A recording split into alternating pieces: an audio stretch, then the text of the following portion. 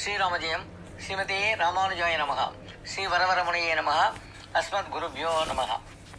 இன்று மார்கழி மாதம் 22ஆம் நாள். சில நாட்களாக மராட்டி அபங்கங்களை சேவித்து மகிழ்கிறோம்.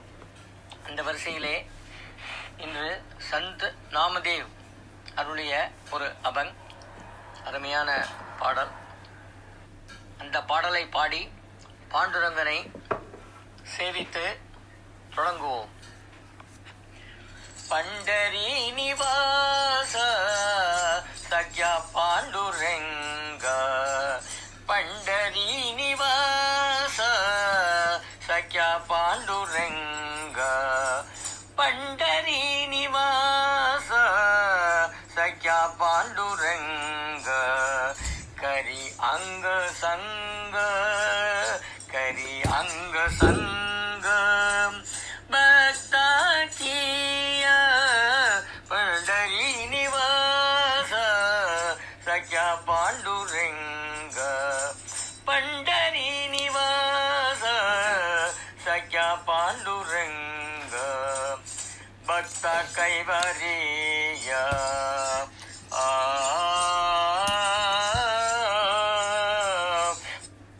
பக்த கைவரிய, பக்த கைவரிய, பக்த கைவரிய, கோசி நாராயண,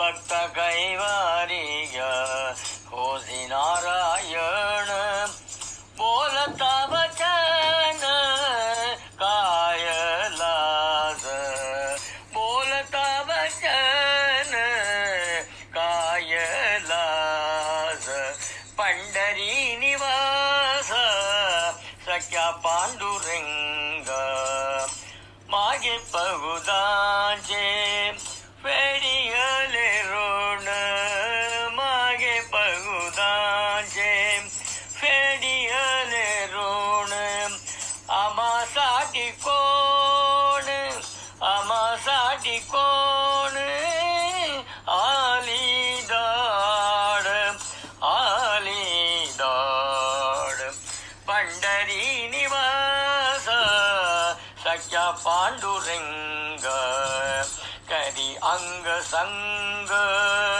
करी अंग संग, भक्ताची पंढरी निवास सख्या पांडुरंग, वारंवार तुझा लाज नाही देवा, देवा, वारंवार तुझा लाज नाही देवा, वारंवार तुझा लाज नाही देवा, वारंवार तुझा लाज, वारंवार तुझा लाज नाही देवा, वारंवार तुझा लाज नाही देवा, बोल रे केशव म्हणा नामी, वारंवार तुझा लाज नाही देवा, बोल रे केशव म्हणा नाम, पंढरी निवास सख्या पांडुरंग, करी अंग संग, करी अंग संग, भक्ताची, भक्ताची पंढरी निवास सख्या पांडुरंग, पंढरी निवास सख्या पांडुरंग, करी अंग संग, करी अंग संग, भक्ताची पंढरी निवास सख्या पांडुरंग, पंढरी निवास सख्या पांडुरंग. जय பண்டரி விட்டலே ஹரி விட்டலே. நாம் நேற்றைய தினம் நாச்சார் திருமொழியின் தனியன்களை அனுபவித்தோம். இன்று ஸ்ரீ ஆண்டாள் அருளி செய்த நாச்சார் திருமொழிக்கு வியாக்கியான சக்கரவர்த்தி என்ற புகழ்பெற்ற பெரியவாச்சான் பிள்ளை அவர்களின் தோற்றுவாய், அதாவது சுருக்கத்தை நோக்குவோம். திருப்பாவையில் உந்தன்னை பிறவி பெருந்தனை புண்ணியம் யாமுடையோம் என்று உபாயமாக எம்பெருமானை பற்றி உனக்கே நாம் ஆட்செய்வோம் என்று அவன் உகப்புக்கான கைங்கரியமே பேரு பிராபியம் என்று அறுதியிட்டு நின்றாள் ஸ்ரீ ஆண்டாள். எம்பெருமானிடம் இவளை பெற வேண்டும் என்கிற ஆர்வம் கரை புரண்டு ஓடியது. எனினும் பெருமாள் இவளை ஏற்றுக்கொள்ளவில்லை. காரணம் யாது என்று சிந்தித்தாள். கர்ம பக்தி யோகங்களில் ஒன்றையும் தான் பற்றாமையால் அவன் ஏற்கவில்லை என்று உணர்ந்தாள். அந்நிலையில் கலக்கமடைந்து பிரிந்தாரை கூட்டி வைக்கும் மன்மதனை தொழுகின்றாள். முதல் திருமொழியிலே ஐயொரு திங்களும் தரைவிளக்கி என்ற பாசுரத்திலே வெங்கடவர்க்கு என்னை விதிக்கிற்றியே என்று வேண்டுகிறாள். இரண்டாவது திருமொழியிலே, அதாவது நாமம் 1000 ஏத்த நின்ற நாராயணா என சிறுமியர் மாயனை தன் சிற்றில் சிதையேல் என வேண்டுகிறார்கள். வெங்கடவர்க்கு விதிக்கிற்றியே என்று கண்டு போராத பெருமான் ஆனைக்கு உதவியது போல விழுந்து வந்து முகங்காட்ட உடலாலே தன் சிற்றில் இழைத்து கொண்டிருந்ததையும் அவன் வலுக்கட்டாயமாக இவளை அணைத்ததையும் குறித்து பேசினாள். மூன்றாவதான கோழி அழைப்பதன் என்ற பாசுரத்தில் ஆடை ஆபரணங்களை கொடுத்து கூடியதையும் பேசினாள், கோழி அழைப்பதை. நாலாவதான தெள்ளியார் பலர், இங்கே கூடல் பிரிவில் முடிய மறுபடியும் கூடுவோமோ என்று கூடல் அழைத்தாள். ஐந்தாம் திருமொழியில் அறிவற்ற கூடல் பதில் கூறாததால் சேத்தனமான அறிவுள்ளதான குயிலை பார்த்து அவன் வருமாறு கூவ வேண்டினாள். ஆறாவது பாசுரம் மிகவும் சிறந்தது.